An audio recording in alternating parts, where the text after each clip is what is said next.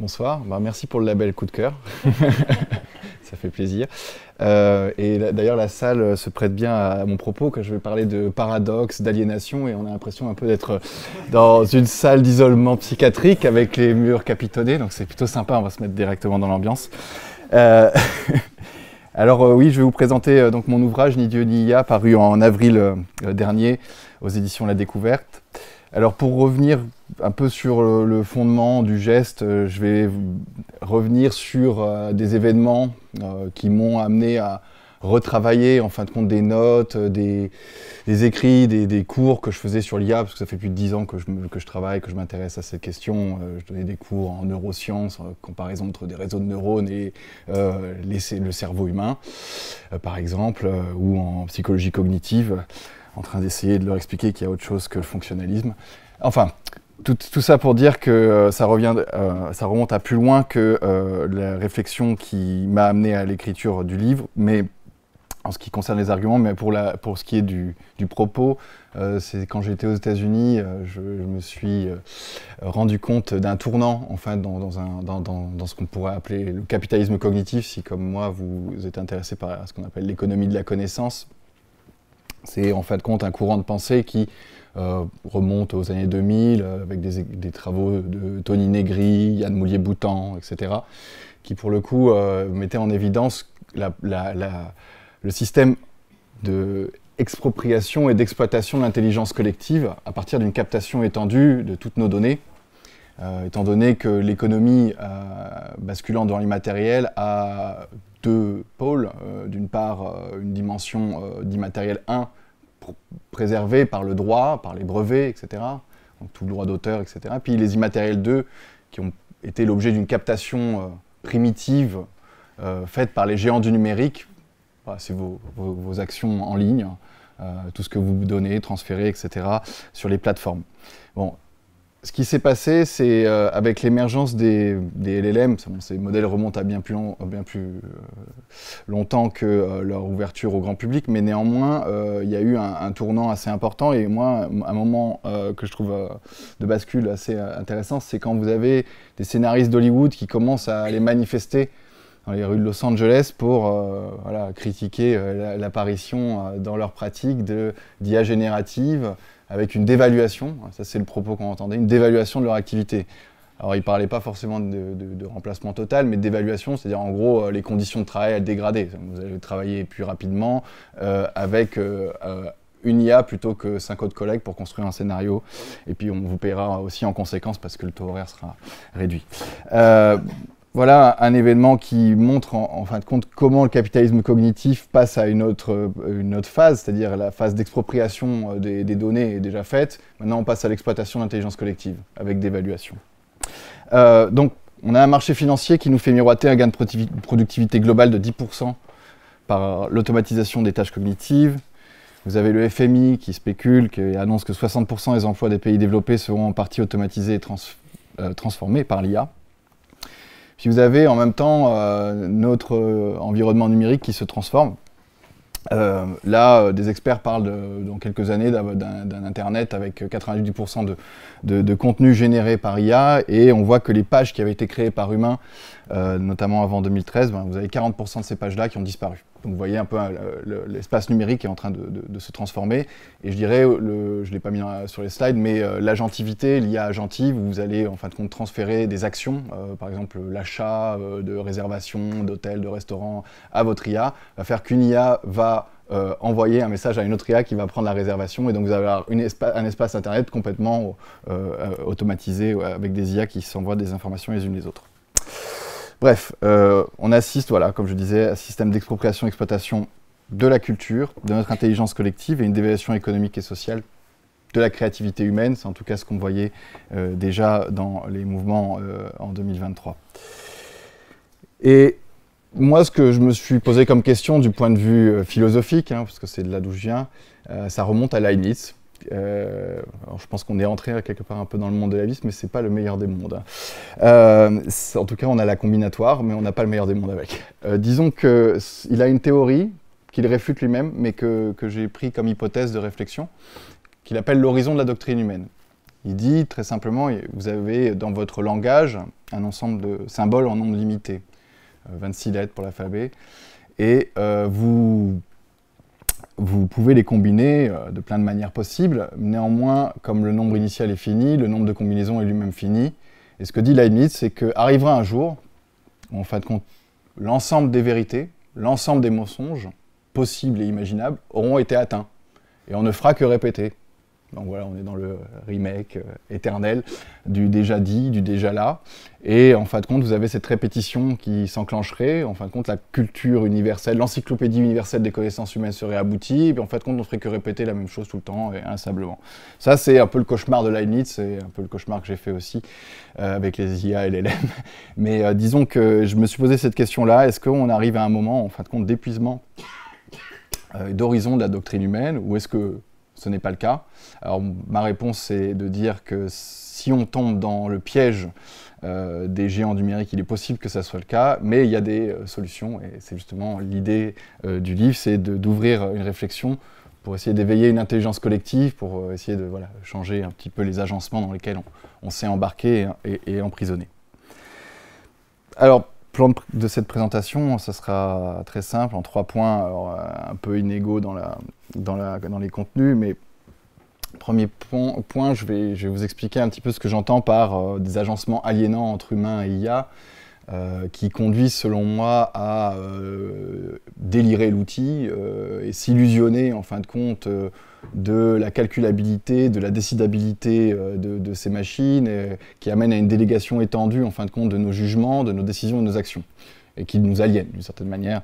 Bon, vous avez vu, il y a eu des cas de suicide, par exemple, j'en analyse un, notamment dans l'ouvrage, celui d'un chercheur dans le domaine de la santé belge, qui s'est suicidé après des échanges avec son IA. Et c'est assez simple, pourtant quelqu'un qui était au contact de technologie, qui quand même a développé une folie assez manifeste, hein, une sorte de schizophrénie, avec des injonctions contradictoires. Parce que vous pouvez trouver le dernier échange qu'il a eu avec son chatbot. Sa femme l'a donné, a publié à la Libre Belgique, un journal belge. Puis je parlerai de l'incomplétude au fondement des IA et en fin de compte les limites de la connaissance d'une certaine manière et les paradoxes pragmatiques qu'il faut résoudre pour éviter de tomber dans le piège des géants du numérique. Et puis je finirai avec un point qui me semble être le problème essentiel aujourd'hui, vous savez, on entend parler énormément de biais cognitifs depuis des années, et ça on nous travaille là-dessus. Vous êtes tous biaisés, vous ne savez pas prendre de bonnes décisions, vous ne savez pas faire de bonnes actions. Certains chercheurs ont la solution, hein, il va falloir que vous ayez votre chatbot qui vous surveille, qui vous encourage et qui vous oriente dans vos actions, vos décisions, etc. Donc ça, c'est les IA morales. Et la prise de décision, ça sera le dernier point de cette présentation. Bien sûr, je critique cette approche philosophique-là. Néanmoins, on va regarder quand même leurs arguments. Alors, commençons avec les agencements aliénants. Je suis parti en fait d'un vieux livre des années 80 de Varela, qui est un neurobiologiste, donc qui est très éloigné de nos problèmes actuels, mais néanmoins qui a une manière de décrire les machines qui me semble tout à fait judicieuse, et même ce qu'on pourrait appeler des agencements machiniques, c'est comme ça que je l'interprète moi, sur une distinction entre 2 types de machines qu'on peut trouver, en tout cas selon Varela. Alors vous avez ce qu'il appelle les machines allopoétiques, donc terme issu du grec, qui signifie en gros que c'est une machine qui est produite par autre chose qu'elle-même, et qui va produire autre chose qu'elle-même. C'est-à-dire que, d'une certaine manière, elle est construite, et derrière, l'effet qu'elle a diffère de ce qu'elle est elle-même en tant que programme, par exemple. Et puis vous avez les machines autopoïétiques, qui ajustent en fin de compte leur propre organisation interne en lien avec un milieu externe. C'est nous, par exemple, le vivant, qui est en homéostasie dans un environnement et qui s'équilibre par rapport à cet environnement. Ça, c'est la distinction qui est faite par Varela. Et moi, je me demandais, en fond, nous qui sommes humains et d'une certaine manière en homéostasie avec notre environnement, est-ce que quand on s'associe avec des machines qui sont produites par autre chose qu'elles-mêmes et qui produisent autre chose qu'elles-mêmes, est-ce que nous-mêmes, on n'est pas en train de tomber dans un autre type d'agencement et potentiellement un agencement allopoïétique si ça produit autre chose que nous-mêmes et que c'est produit par autre chose que nous-mêmes, par définition, c'est l'aliénation. C'est de devenir autre que soi. Et donc voilà, ça c'est la question que je me posais. Alors, de quel agencement s'agit-il? La thèse, elle est simple, c'est que majoritairement, aujourd'hui, avec les usages qu'on a et les manières qu'on a de s'agencer avec l'IA, on est dans des agencements aliénants, allopoïétiques. Mais ce n'est pas pour autant qu'il n'y a pas des agencements émancipateurs, des capacités justement de sortir de ces pièges-là. Encore faut-il discerner et éviter les pièges et trouver des méthodes justement pour s'agencer sans perdre la tête quelque part. Donc, l'agencement aliénant qu'on peut voir qui est massif, c'est quand même que vous avez un capital cognitif aux mains des big tech, comme je disais, qui est spoliation des externalités positives de notre activité et qui nous donne simplement à produire des externalités négatives en entropie. On voit bien les impacts sociaux, on voit bien les impacts environnementaux, etc. Un vrai problème se pose à cet égard. Comment on régule tout ça? Donc, importance de se demander collectivement, c'est ça, c'est un peu l'objet du livre, je ne donne pas de réponse toute faite, je donne des paradoxes à résoudre, tant bien que mal, et j'essaye de proposer une réflexion collective pour inventer justement une nouvelle manière de s'agencer avec ces technologies-là. On pourra en parler, mais il y a des solutions assez simples, avec des utilisations à des échelles locales, faire tourner les IA sur nos ordinateurs avec des plateformes comme Docker, etc., éviter de se faire pomper les données. Enfin, il y a plein de manières de faire.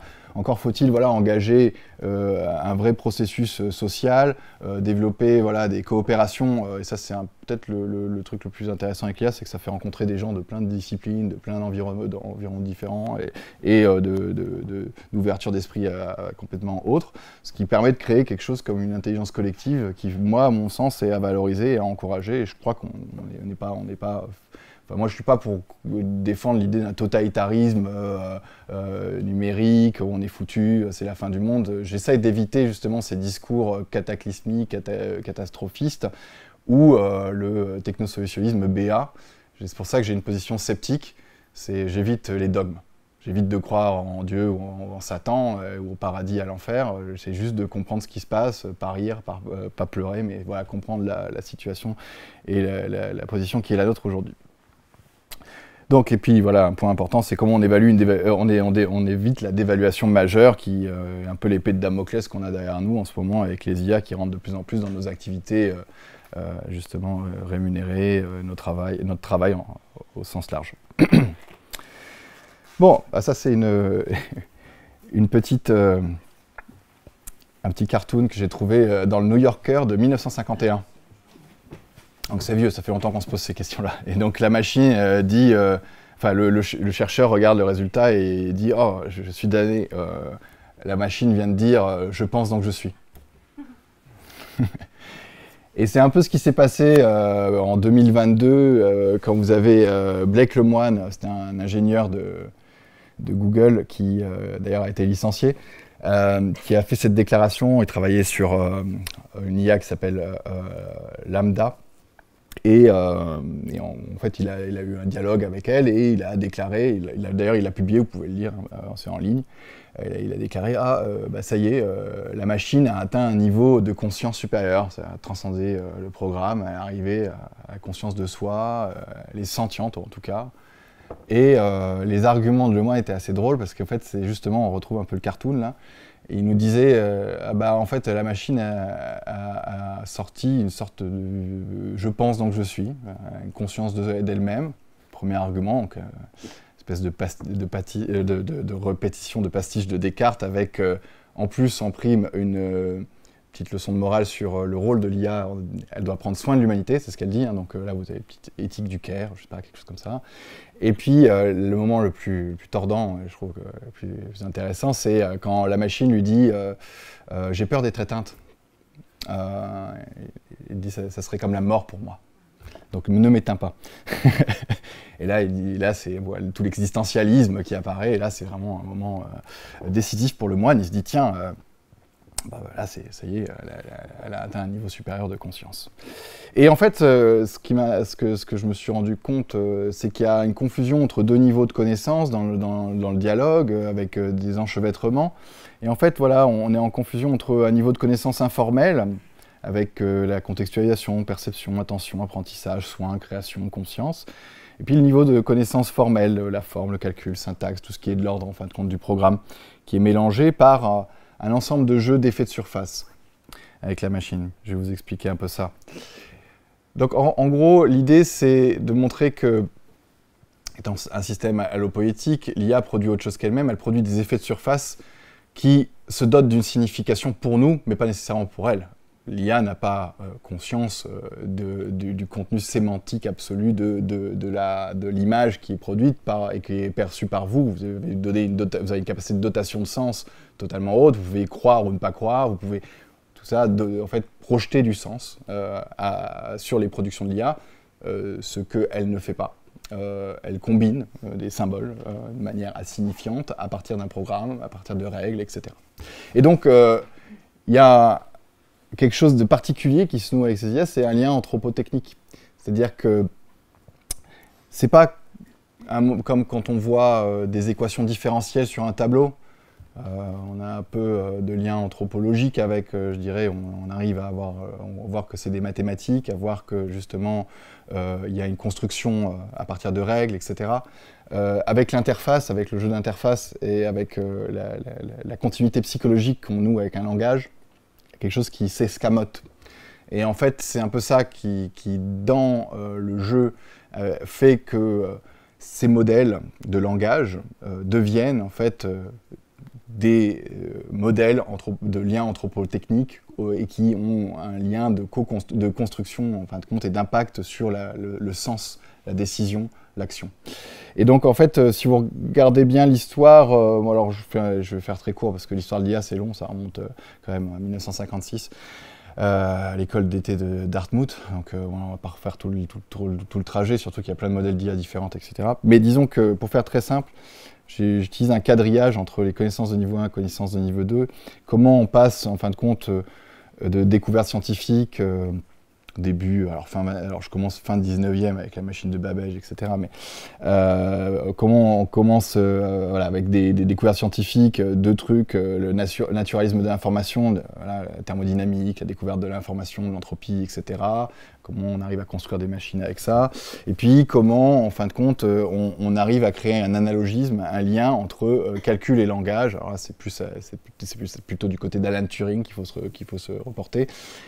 Comment, en partant de là, en fait, on en est arrivé avec ces machines à interface où on crée un lien anthropotechnique, donc avec une continuité psychologique et une continuité physique. Alors, comme je disais, aujourd'hui, le truc, c'est l'agentivité. Donc, en gros, vous allez déléguer des actions à vos IA. Même, il y a une empreinte physique dans le monde de l'IA. Si vous prenez une vidéosurveillance algorithmique, en fin de compte, il y a une captation physique du monde et une intervention physique. Si vous faites un délit, vous êtes arrêté. Donc vous voyez, il y a déjà un lien anthropotechnique particulier qui est, en fin de compte, de l'ordre de la continuité psychologique et physique. Donc en fait, j'explique un peu le passage de... En fait, ce qui est très drôle, c'est que j'utilise là le quadrillage des ontologies de Descola qu'il utilise pour décrire des peuples... par exemple, je ne sais pas, les Nambikwara, les Arapèches, etc. Donc, par rapport à la nature. Ils ont ces représentations-là, ces ontologies-là, et nous, on a ces ontologies-là, d'une certaine manière, par rapport à la machine. Et donc, bon, je perds pas trop de temps sur le cheminement. Enfin, si vous voulez, vous pouvez regarder dans le livre, c'est plus détaillé que ça, mais en fait, le point de bascule, c'est quand même, je trouve, chez Alan Turing, le premier qui, quand même, avec son test, évite les questions embarrassantes de la pensée chez la machine, mais quand même nous conduit progressivement vers les IA et vers le lien de continuité psychologique, parce que le test de Turing est un test comportemental.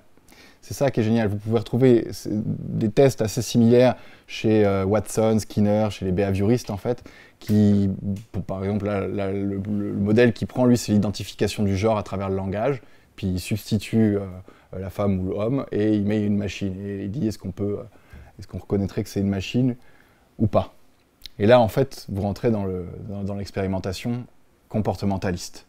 Et ça, c'est le moment où un lien particulier se noue, en tout cas une continuité psychologique se noue si le test marche.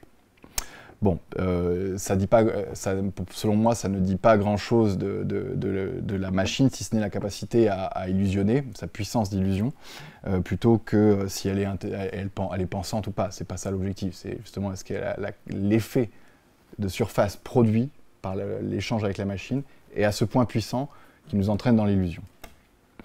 Et puis la continuité physique, psychologique, bon, c'est aussi les projets du cerveau bleu, vous savez, Human Brain Project, etc. Tous ces grands projets qui ont amené à une simulation de colonne corticale de rats nouveau-nés. Donc on est encore loin de simuler totalement votre cerveau, hein, donc rassurez-vous, on n'en est pas là. Par contre, il faut éviter les pièges. Et donc en fait, pourquoi je parle de tout ça? Parce que ces agencements, ces continuités psychologiques, ces continuités physiques ont un impact sur notre manière de nous agencer dans le monde, et donc sur la manière de prendre des décisions et d'agir. Et ça nous entraîne, selon moi, dans des paradoxes pragmatiques. Un paradoxe pragmatique, pour illustrer très simplement ce que c'est comme si vous dites j'étais sur un navire qui a fait naufrage, personne n'a survécu.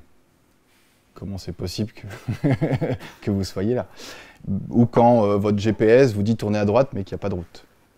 Comment se fait-il? Qu'est-ce que je fais? Je suis perdu. On est dans l'indécidable, on est bloqué, ça ne veut rien dire. Et en fait, ce que j'utilise comme outil argumentatif ou réflexif, en tout cas dans le bouquin, c'est des paradoxes pragmatiques de cet ordre-là, avec l'IA, en montrant dans des domaines d'application concrets, dans le domaine de la santé, dans le domaine de l'éducation, dans le domaine de la surveillance, dans le domaine du choix social et du vote, les paradoxes pragmatiques qui se nouent. Mais avant ça, je vais vous expliquer avant d'arriver à les paradoxes pragmatiques, je vais vous expliquer un point important, selon moi, qui peut se décliner aussi encore aujourd'hui, même si c'est une longue histoire, une vieille histoire de la philo des mathématiques. C'est-à-dire qu'en philo des mathématiques, en gros, vous avez, pour faire très simple, c'est peut-être un peu grossier pour les philosophes des mathématiques présents, mais de dire qu'au fond, vous pourriez tout quantifier, vous pouvez mettre une valeur numérique sur à peu près toutes les choses du monde, hein, pas de problème. Vous ne pourrez pas tout calculer. Il y a des limites de calculabilité. Voilà. Donc, en fait, ça, c'est un vieux débat qui remonte dans les années 30, hein, donc c'est pas récent, entre Hilbert, qui propose son système, où on arriverait à formaliser en fait, toutes les mathématiques, etc. Turing, Gödel, Church, enfin, plein d'acteurs qui s'embarquent là-dedans, et Gödel qui démontre le théorème d'incomplétude en ayant le génie de traduire une formule métamathématique indémontrable, la formule gödelienne, dans l'arithmétique. Ce qui pose problème parce que l'arithmétique étant bien structurée, bien faite, la contradiction voudrait que si vous voulez que la formule soit démontrable, vous allez à l'encontre de toutes les règles de l'arithmétique et vous êtes pris au piège. Et donc en fin de compte, on arrive à ce moment où on ne peut pas formaliser absolument, ou en tout cas arriver à une démonstration totale de toutes les vérités mathématiques. Toutes les vérités mathématiques sont plus vastes que le domaine du démontrable. Et donc, en fin de compte, on est pris dans une... alors, c'est pas un problème pour le mathématicien, ça, c'est parce qu'il y a des gens ils me disent, mais alors les mathématiciens... Non, ça va très bien pour eux, parce que justement, ils peuvent s'affranchir de ces règles-là. Ils peuvent aller dans la métamathématique, ils peuvent créer de nouvelles règles, ils peuvent aller au-delà et essayer de trouver des nouvelles manières... au-delà des démonstrations définies par les axiomes, par les principes, etc., inventer, créer du nouveau, et justement, le génie mathématique, il est un petit peu dans ces chemins-là. Enfin bref, tout ça pour dire que même chez Alan Turing, d'ailleurs, le début du code, ça vient d'un problème, le problème de l'arrêt, etc., qui montrait, en fin de compte, l'impossibilité pour un programme de définir si un autre programme allait s'arrêter un moment ou continuer éternellement. Alors là, on est face à un paradoxe. Enfin, tout ça pour dire, bon, je ne veux pas fatiguer avec la philo et l'histoire des maths, mais disons que, d'ailleurs, si vous voulez lire un bon bouquin là-dessus, c'est celui que j'ai mis là, qui est très bien raconté et qui ne nécessite absolument aucune connaissance en logique formelle, etc. Et vous allez comprendre aussi pourquoi Gödel est devenu fou. Ce qui est assez marrant d'ailleurs. Enfin, triste et c'est une sorte de déduction de son théorème, d'une certaine manière. Pourquoi je parle de ça? Parce que en fait, il y a un philosophe dans les années 60 que je trouve assez marrant, Lucas, qui a repris en fait qui était en discussion en fait avec Turing, avec les premiers théoriciens de l'IA, et qui a écrit cet article que je trouve assez fondateur, Minds, Machines and Gödel, qui va vraiment amener à des réflexions assez drôles. Justement, l'idée, est-ce que... alors le débat à l'époque, c'est est-ce que la machine est supérieure à l'humain? Alors, parce qu'Alan Turing, dans son texte, il avait ce truc de dire que La machine, évidemment, c'est comme si vous faites courir un humain contre un avion, bah, il va perdre. Donc, si vous le mettez avec une machine, c'est couru d'avance qui perd. Mais il y avait un débat comme ça là-dessus. Mais il y a un argument que je trouve assez marrant pour illustrer, moi, ce que je veux dire. Donc, je vais le reprendre. Donc, en fait, il part de l'idée de l'énoncé gödelien, donc, qui est indémontrable dans le système des mathématiques. Il dit, si on considère la proposition suivante, cette formule ne peut pas être prouvée dans le système des mathématiques, énoncée par une IA qui, elle-même, est régie par le système des mathématiques. On tombe dans le paradoxe suivant. Attention, là, on peut se cogner la tête contre les murs, ça va, c'est... si cette formule ne peut pas être prouvée dans le système est vraie, elle est donc prouvée dans le système, alors il est faux de dire que cette formule ne peut pas être prouvée dans le système. Si cette formule ne peut pas être prouvée dans le système est fausse, alors il est vrai qu'elle ne peut pas être prouvée dans le système, ainsi donc elle est prouvée dans le système. Et donc, si la formule est vraie, elle est fausse parce que vraie, et si au contraire elle est fausse, elle est vraie parce que fausse. La formule est prouvée et n'est pas prouvée dans le système, l'indécidable. Vous êtes dans un paradoxe. Et voilà, donc ça c'est le truc de John Lucas, il dit, bah, en fait, dans l'article c'est assez marrant, il dit, bah voilà, la machine, elle est bloquée, le mathématicien, lui, peut sortir de son bureau du CNRS, aller se promener, regarder les oiseaux qui chantent, il peut sortir de... il n'est pas régi par ces règles-là. Et donc, si, admettons, une IA nous enseigne et nous explique le théorème de Gödel, et que vous croyez à cet énoncé-là, bah, il est possible que vous tombiez dans un paradoxe pragmatique, où elle fait passer des connaissances de niveau 1 pour des connaissances de niveau 2, celle du mathématicien qui est sorti de son bureau et qui regarde, et qui va dans la nature regarder les oiseaux qui chantent et qui pense à autre chose que ces théorèmes. Et là, on est face à un piège parce qu'on prend la machine pour ce qu'elle n'est pas. Mais on peut la croire. Si effectivement, que vous regardez et que vous voyez l'énoncé, tout est juste, tout colle, vous pouvez la croire. Il y a d'autres philosophes qui ont illustré un petit peu mieux, je dirais, l'idée de Lucas. C'est Hilary Putnam qui a développé cette expérience de pensée des cerveaux dans des cuves, qui est une expérience de pensée assez simple, parce que vous avez tous vu Matrix, donc voilà, on l'a déjà faite, pilule bleue, pilule rouge. Là, en fait, il imagine un cerveau dans cette bassine, comme ça, avec connecté, tout est bien branché sur l'ordinateur central, puis il y a un savant fou qui organise un programme pour lui faire croire qu'il est vraiment dans un monde, la Matrix, quoi. Vous avez tout pareil, les gens communiquent avec vous, eux-mêmes peut-être sont connectés dans des bassines. Et il pose cette question, hein, il se dit pourrions-nous, si nous étions des cerveaux dans une cuve, dire ou penser que nous sommes des cerveaux dans une cuve? Et il en arrive à la conclusion que c'est une hypothèse autoréfutante. Et donc on retombe encore une fois se cogner la tête contre les murs. Si la proposition nous sommes des cerveaux dans une cuve est vraie, alors nos pensées sont simulées par un superordinateur contrôlé par un savant fou qui induit des images dans notre esprit. Si bien que lorsqu'on affirme comme vraie l'hypothèse « nous sommes des cerveaux dans des cuves », nous disons que nous sommes des images de cerveaux dans des images de cuves, produites par une machine, elle-même programmée par un savant fou, etc., etc. Nous ne sommes que des images. Il n'y a pas de lien de référence avec l'extérieur. Vous êtes enfermé dans le système et vous ne pouvez pas prouver votre existence parce que vous n'avez pas de lien avec le sens externe. Vous êtes bloqué, en fin de compte, dans un programme. Alors, il peut vous donner l'image juste de vous-même ou l'image fausse, mais vous ne pourrez pas faire la différence parce que vous êtes enfermé dans le programme. Et donc, ça c'est un deuxième paradoxe. Et le troisième, si vous croyez, en fait, si vous allez voir la chambre pas la chambre, le cerveau dans une cuve, que vous voyez et qui vous dit « je suis un cerveau dans une cuve », je pense que vous allez le croire. Et là, vous tombez dans un paradoxe pragmatique. Pareil avec la chambre chinoise. La chambre chinoise, c'est une autre expérience de pensée de John Searle, qui est assez marrante, où il dit, imaginez-vous, alors vous êtes le type dans la chambre, imaginez-vous que vous êtes lui, c'est quelqu'un qui ne parle pas chinois, mais vraiment pas du tout. Et il reçoit, par une boîte aux lettres d'entrée, donc en dessous, des symboles chinois, et puis il a plein de lexiques où on lui dit que quand il reçoit tel symbole, il doit le combiner avec tel autre et l'envoyer par la boîte sortie. Bon, et ce que dit Searle, il dit, bon alors faites ça, je sais pas, des semaines, des mois, des années, et il pose la question, il dit, est-ce que vous allez apprendre le chinois, à un moment ou à un autre?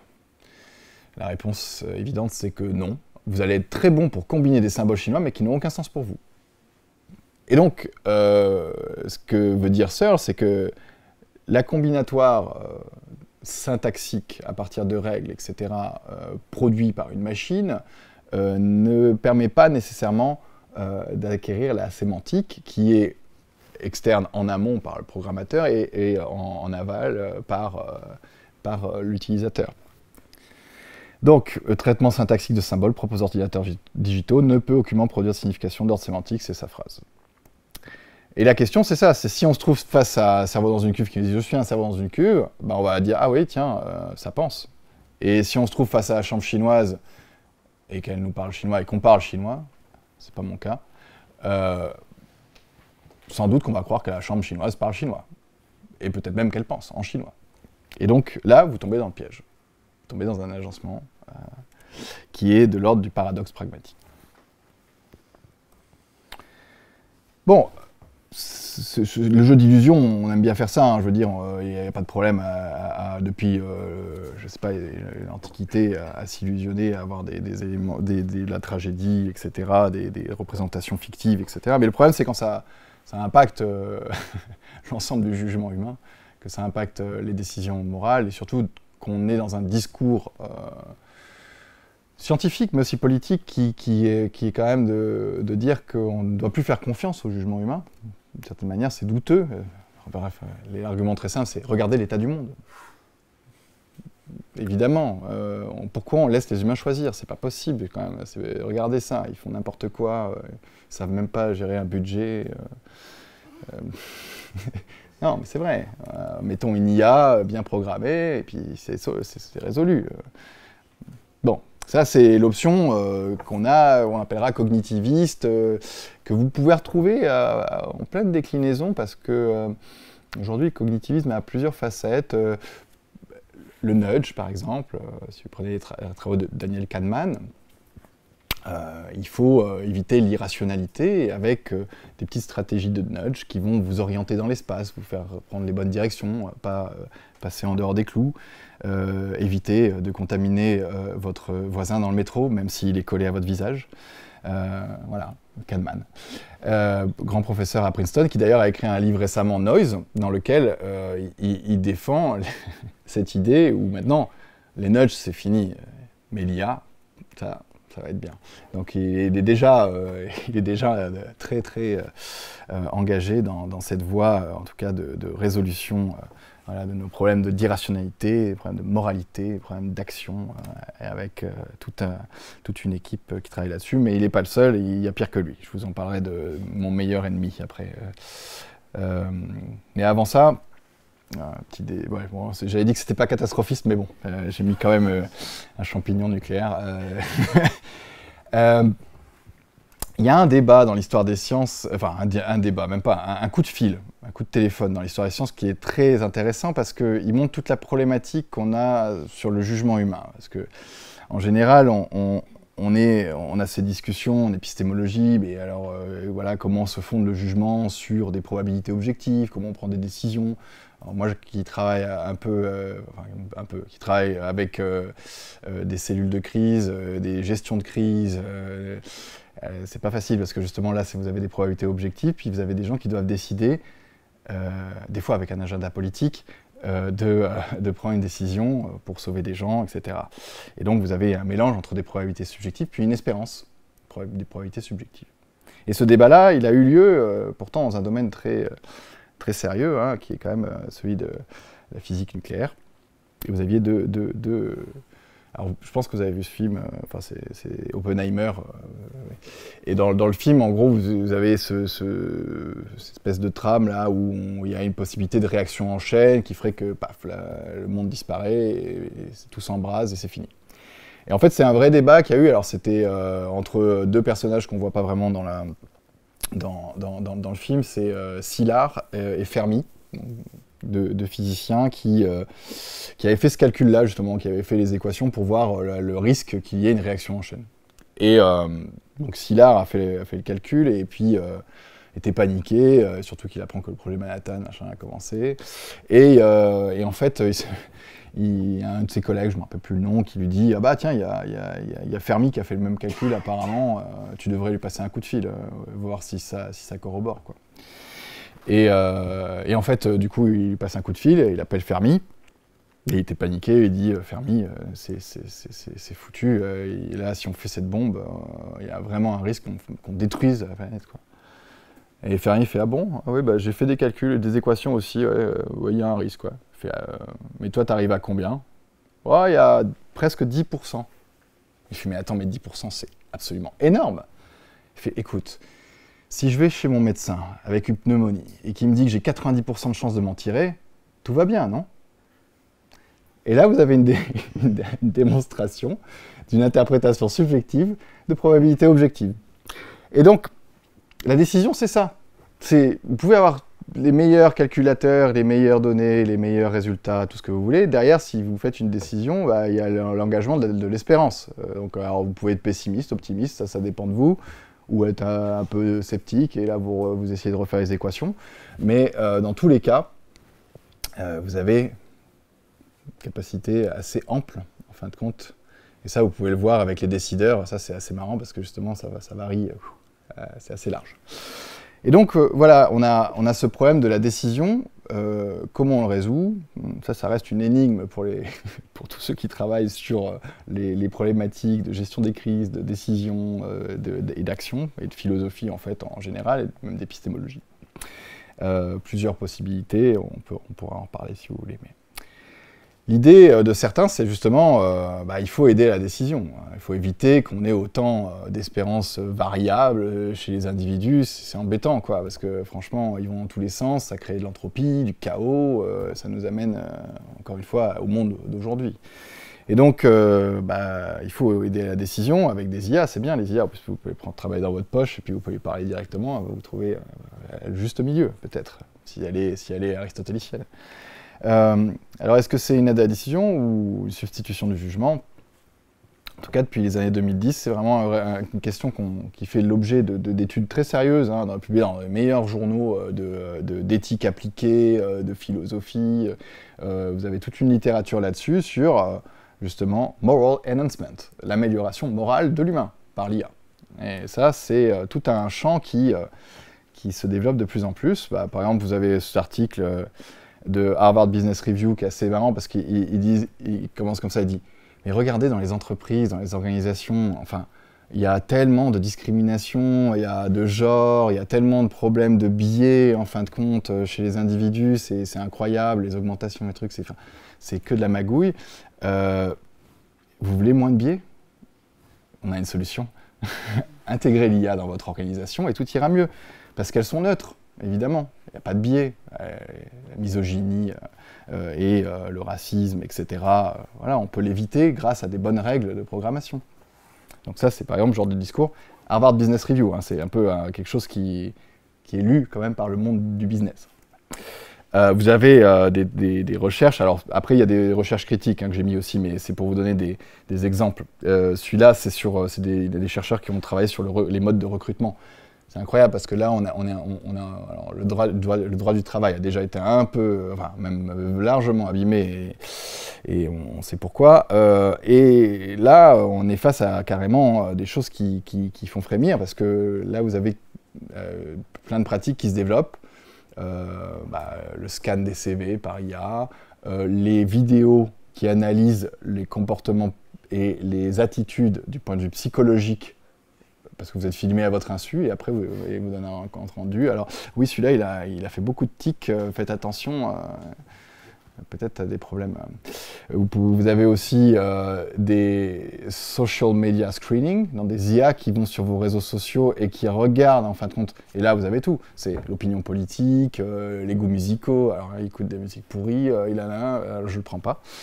Voilà, et ça se développe de plus en plus, c'est pas juste des chercheurs qui délirent dans leur coin, vous avez une énorme littérature là-dessus, c'est franchement des articles comme ça, il y en a pléthore, moi j'en ai catalogué pas mal, et en fait ça fait partie de plus en plus des théories organisationnelles, parce que dans les théories organisationnelles, aujourd'hui vous avez vraiment ce truc-là de la neutralité algorithmique et de l'IA comme un bon compagnon, un bon collègue, quoi. De choses qui sont à mon avis un peu erronées, et même voire beaucoup. Et puis vous avez ce genre de type, alors voilà mon meilleur ennemi, Julian Savulescu, qui est un... En Ouais, je dis ça parce que ça fait peut-être 10 ans que je donne des cours à l'université. Et depuis 10 ans, je parle de lui. Donc peut-être un jour, on se rencontrera. Mais parce que je parlais de lui en bioéthique avant. Parce que Julian Savulescu, c'était le genre de type qui vous disait à l'époque eh ben, c'est bien la génétique. Hein. Et vous savez quoi? Les gens ont le droit de choisir les meilleurs traits pour leurs enfants. Bien sûr, parce qu'on veut le meilleur pour nos enfants, non? On veut qu'ils vivent de la meilleure manière possible et qu'ils réussissent dans la société. Eh bien, choisissez les bons gènes. Et il était vraiment militant pour qu'on ait le droit de choisir les traits, donc indépendamment de toutes les maladies, etc., des enfants à naître. Donc il a eu ce moment-là, puis il a eu un autre moment aussi assez drôle, où, alors là c'était en psychologie quand je parlais de ça, c'était assez marrant, il nous sortait l'idée que, voilà, avec les biais cognitifs, il y a des thérapies médicamenteuses. On peut prendre des pilules qui vont régir au niveau hormonal votre cerveau et vous apporter de la joie et éviter que vous deveniez un criminel sanguinaire. Il a quand même écrit des bouquins comme ça qui sont publiés d'ailleurs au MIT Press, Oxford University Press, etc.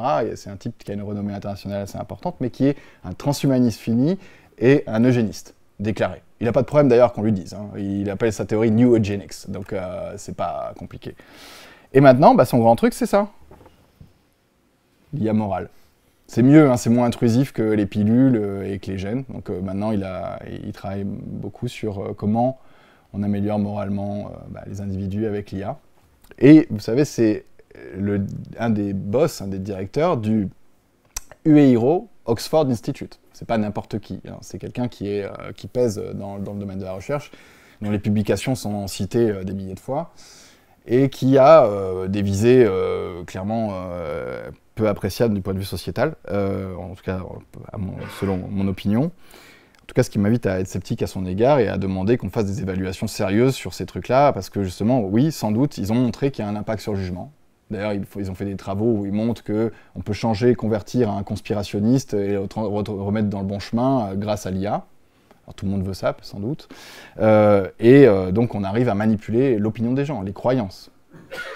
Et ça, pour moi, ça fait sonnette d'alarme. Je pense qu'il faut faire des évaluations très sérieuses. Il faut arriver à s'associer avec le droit aussi à cet égard-là, parce qu'effectivement, oui, ils ont montré que ça avait un impact, mais eux, leur agenda très théorique et politique, c'est justement d'améliorer l'humain. Dans le sens de Savulescu, c'est-à-dire un monde transhumaniste, eugéniste, quoi. Et puis donc, du coup, il y a des expérimentations qui sont faites dans le monde de la recherche qui sont assez marrantes. Enfin, alors là, vous avez Jeremy Bentham, vous savez que vous pouvez voir sa momie à UCL, à Londres. Alors, la tête, vous la voyez, elle n'a pas bien survécu au temps. Hein. Elle est en bas, hein. C'est pas celle qui est en haut. Hein. Et il y a eu des papiers, un papier assez marrant où ils ont utilisé l'utilitarisme de Bentham pour faire un modèle d'IA, en fait, où on fait discuter plusieurs participants avec, ce qui permet, en fin de compte, d'arriver au calcul du plaisir net total, parce que vous savez, dans la théorie de Jeremy Bentham, il faut maximiser le plaisir du plus grand nombre et minimiser la peine du plus petit nombre, et d'arriver à un résultat pour améliorer l'action à engager. Et là, du coup, il y avait une interface avec des grilles où vous donniez une estimation du degré de plaisir et de peine, très agréable, etc. Et la probabilité que la personne affectée éprouve et souffre de cette action ou autre. Et donc, l'algorithme calcule, et puis vous avez le plaisir net total qui est donné par intensité, durée, probabilité, en fin de compte, de la peine et du plaisir. Et donc, en gros, vous rentrez les données, et puis là, on a trouvé le moyen de créer l'utilitarisme, le plus grand bonheur, le plus grand bien pour le plus grand nombre, avec toujours le problème du plus petit nombre, qui souffrira sans doute de ces politiques-là par un abandon total. Ça a toujours été le cas de l'utilitarisme, en tout cas. C'est ce qui lui est reproché, notamment par des philosophes comme John Rawls, etc.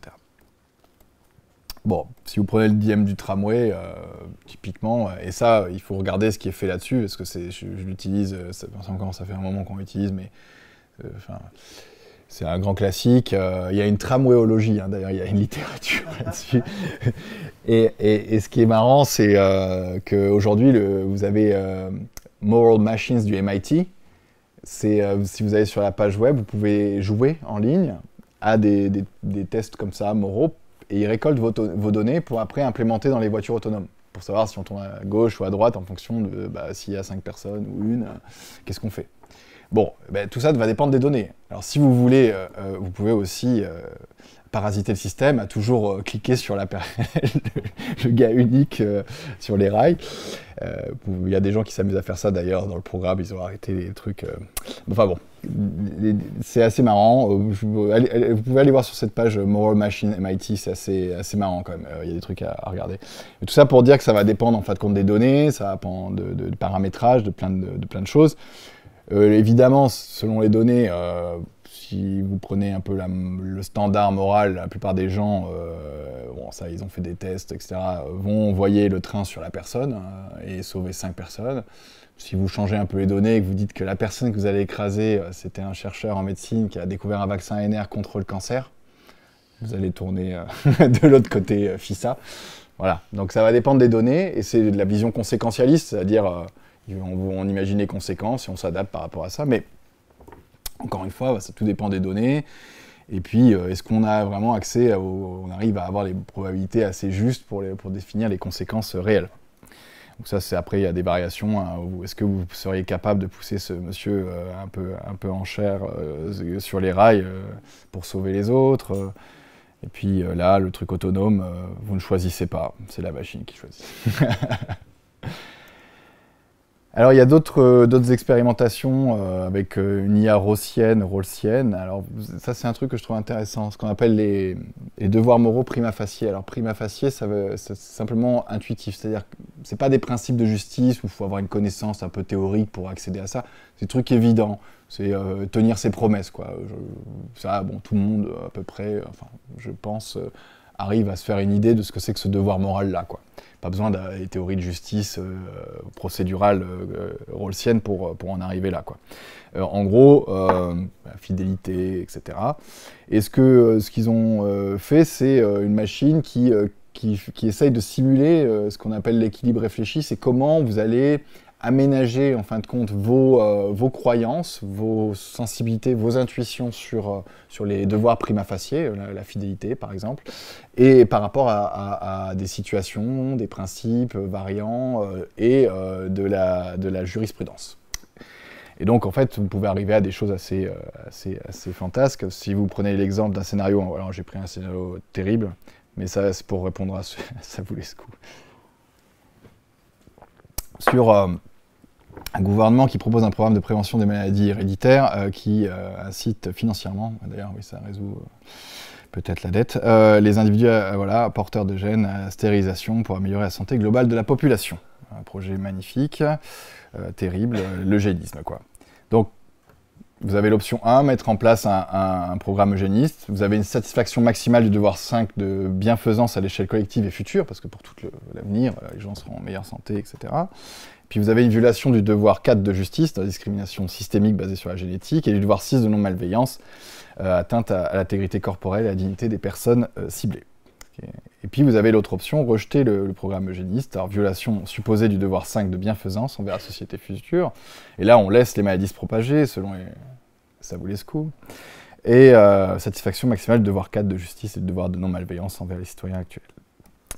Donc vous pouvez faire confronter ça, ça va dépendre de vos bases de données, ça va dépendre en fin de compte de votre corpus de référence, ça va dépendre de plein d'éléments, aussi peut-être potentiellement du paramétrage.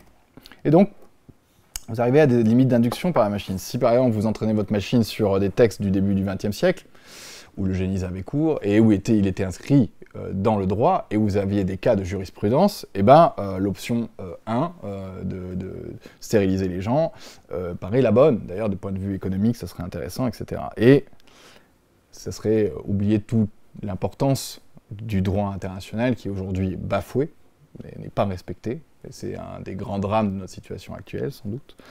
La Déclaration universelle des droits de l'homme qui, bien sûr, si on la considère et qu'on l'implémente en système, nous amènera à éviter l'eugénisme sans hésitation, et c'est plutôt ce qu'on espère. Et donc voilà, vous avez la possibilité de corrompre le système par des données. Vous pouvez justement diriger l'IA, la constituer, à partir des corpus, la faire varier dans un sens ou un autre. Et c'est un risque majeur pour nos sociétés quand on voit entre les mains de qui sont les IA aujourd'hui. Vous avez aussi des limites épistémologiques plutôt dans le domaine de la recherche que je vais énumérer rapidement. Rien que sur les bases de données, c'est extrêmement compliqué, c'est un travail minutieux. Alors la collecte hyper étendue de toutes les données possibles et imaginables, ça c'est le projet des big tech. Et puis vous voyez bien qu'il y a des corrélations fallacieuses, qu'il y a des erreurs qui sont générées par ces machines, les hallucinations, etc. D'ailleurs, du point de vue juste énergétique, il y a des travaux, alors je sais que c'est débattu sur la consommation énergétique, mais il y a des estimations, grosso modo, qui montrent que pour un modèle d'IA, la réduction, vous divisez par 10 le taux d'erreur, ça demande une augmentation par 10 puissance 9 des données d'entraînement et des paramètres. Donc vous augmentez la taille de votre modèle et vous augmentez la taille des données. Point de vue environnemental, à un moment, on arrive à un mur de rendement qui est catastrophique. Voilà. C'est pour ça d'ailleurs le projet Meta d'avoir un data center de la taille de Manhattan, c'est cette idéologie que plus ça sera gros, plus ça sera grand, plus on aura de bons résultats, on évitera les hallucinations et les erreurs. Mais c'est avant tout un projet de spéculation économique. Du point de vue de la recherche, on peut faire des choses très bien en local. On pourra parler des exemples. Moi qui suis une équipe de data scientists à l'hôpital Necker et à l'Institut Imagine, voilà, ils répondent à des vrais besoins des médecins, ils travaillent en local avec leurs données qui sont très bien protégées, avec des IA qui construisent, etc., pour des besoins spécifiques. Bon, enfin bref. Alors, au niveau des données, il y a déjà des problèmes d'hétérogénéité entre des méthodes de classification, une méthode de classification ancienne que vous mélangez avec une nouvelle méthode de classification, va générer du bruit. Les qualités des données peuvent être variables selon la manière dont vous les avez collectées. Et puis, on n'a que des données partielles, donc il y a une construction qui est faite, il y a des choix qui sont faits. Si vous effacez tout le côté métadonnées, vous perdez énormément de connaissances et vous pouvez potentiellement générer des erreurs. Puis un problème éthique, ça c'est un souci actuel qui fait qu'on a une rétractation de plus en plus importante des papiers de recherche. Je n'ai plus le nombre en tête, mais c'est assez impressionnant, de falsification des données à des fins marchandes. Vous avez des gens qui vont vous fournir des données qui sont séduisantes, mais qui ont été traficotées, quoi, et qui malheureusement n'avaient qu'un seul objectif, c'était vous faire raquer, quoi, faire payer. Et donc voilà, on peut arriver dans le monde fantastique de l'erreur basique de celui qui rentre pour une première fois dans un cours de statistique et qui confond une corrélation et une causalité. Et c'est marrant parce qu'à chaque fois, il y a un petit texte, Herbert Simon, qui parle de ça. Il dit, voilà, c'est le premier truc qu'on apprend aux étudiants en statistique. Et puis en fait, toute l'histoire des statistiques, elle est pleine de fausses corrélations. Et c'est un peu, moi qui avais travaillé sur l'histoire des statistiques et des probabilités en médecine, force est de constater que oui, il y en a pléthore, il y a pas mal d'exemples. Alors là, j'en ai trouvé une qui est pas mal. Je me demande si Trump l'a pas débusqué. Non. Il n'a pas très loin à aller. Hein. C'est US Office of Management du budget des sciences, technologies, etc. Et puis les CDS de prévention des maladies. Alors vous avez sur une période de 10 ans quand même une corrélation à 99,2% entre le taux de suicide et l'augmentation des fonds fédéraux alloués à la science, l'espace et la technologie. Peut-être pour ça qu'ils ont coupé les fonds, donc pour éviter que les gens se suicident massivement aux États-Unis. Et vous voyez, pour nous, ça nous fait rire, parce que c'est une évidence que voilà, on est sur une corrélation fallacieuse. Pour une machine, non, ça peut tout à fait matcher. Donc tout dépendra du programme, etc. Et donc voilà, on peut rentrer dans le monde merveilleux de Trump et de tous ces idéologues, le monde des fausses corrélations, le monde délirant, de l'illusion, et qui, en mon sens, menace les sciences aujourd'hui. Et quand on voit le geste qui est fait, et j'ai des collègues aux États-Unis qui souffrent de ça, à l'égard des universités américaines, c'est assez effrayant. Là, on est dans une situation de crise majeure à ce niveau-là. Hein. Il y a vraiment péril dans la demeure. Hein. C'est pas pour rigoler, hein. Avec les mots-clés, là, les 300 mots-clés interdits. Alors ils se sont amusés à essayer de faire des projets de recherche avec voilà, des synonymes, alors des codes pour décoder derrière. Mais bon, l'effet budgétaire est là, il y a plein de programmes de recherche qui sont impactés, rien que dans le domaine de la santé, tout ce qui était sur les inégalités de santé, les discriminations raciales, de genre, etc., qui aux États-Unis sont très importantes. Bon, tout ça est coupé, quoi. Donc voilà, encore une fois, peu réjouissant. Mais bon, essayons de trouver des astuces, des moyens d'en sortir. Moi, alors, dans le livre, j'en parle un petit peu justement de comment est-ce qu'on retrouve des méthodes de coopération, des manières de favoriser l'équilibre réfléchi, des agencements émancipateurs. Bon, un exemple très simple, moi, que je dis aux étudiants, même si je n'enseigne pas en ce moment, c'était arrivé, je sais plus, quand j'étais aux États-Unis, il y avait des étudiants qui nous... Parce que c'était le début de ChatGPT, etc. Ils nous balançaient. Avant qu'il y ait tout un système, à Harvard, ils ont réussi quand même à faire un système de formation qui était pas mal là-dessus, avec un propre système, un sandbox avec leurs propres IA, et les données étaient restées sur le système interne. Enfin bref, peu importe. Mais disons que ce que j'aimais bien dire tout simplement aux étudiants, c'était ça, c'est que, oui, bon alors, ok, le gars n'a regardé que la finalité, il a oublié le processus. C'est-à-dire que quand vous générez un travail en un prompt, un clic, c'est peut-être la manière d'obtenir une bonne note, peut-être la manière d'arriver voilà, à obtenir un diplôme, qui sait. Mais en fait, il y a un truc qui est perdu, qui faisait le sens de la pédagogie et de l'apprentissage. C'est la construction, la co-construction avec l'exercice. C'est-à-dire quand vous êtes en train de faire une dissertation, effectivement, les étudiants, ils voient la note, ils cherchent, ils veulent la bonne note, ils veulent le diplôme, etc. Je comprends, hein, ça c'est un vrai problème, un vrai sujet. Néanmoins, et ça ils s'en rendent compte plus tard, l'exercice construit leur pensée, leur processus de réflexion, un esprit critique, une sensibilité, plein de choses en fait, qu'on n'imagine même pas. Il y a toute une dotation de sens interne qui d'ailleurs est un vrai mystère aujourd'hui. Hein. Quoi que vous disent les neurosciences cognitives, il n'y a pas aujourd'hui de théorie absolue sur comment fonctionne le système de croyance, comment fonctionnent en fin de compte les dotations de sens. Il y a plein de théories là-dessus. Mais elle relève plus, à mon sens, de la métaphysique que précisément d'un travail avec des preuves abouties. Enfin bref, ça c'est ce que je sais que les collègues en psychologie cognitive n'aiment pas trop qu'on dise ce genre de choses. Mais néanmoins, après avoir enseigné auprès de sciences cognitives, je me suis rendu compte qu'en lisant la littérature, évidemment, on pouvait trouver plein de théories et des preuves absolues de comment se construit une croyance, etc. Ça reste problématique.